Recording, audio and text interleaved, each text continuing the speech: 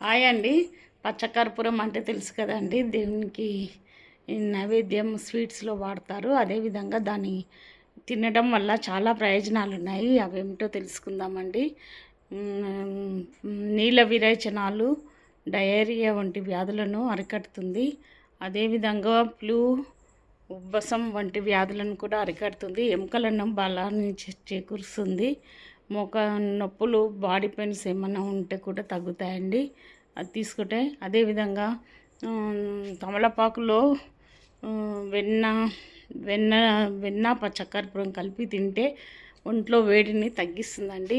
అదేవిధంగా బెల్లంతో కలిపి బెల్లము పచ్చకర్పూరం తింటే కూడా ఉబ్బసం వ్యాధిని నివారిస్తుందండి. ఓకే అండి. దగ్గు వంటి జలుబు వంటి వ్యాధులను కూడా అరికడుతుంది. ఓకే అండి. పచ్చకర్పూరం అంటే ఎన్ని ఉపయోగాలు తెలుసా అండి? ప్రతి ఒక్కరు వాడాలి, ఆరోగ్యంగా ఉండాలి. ఓకే అండి. Keep watching.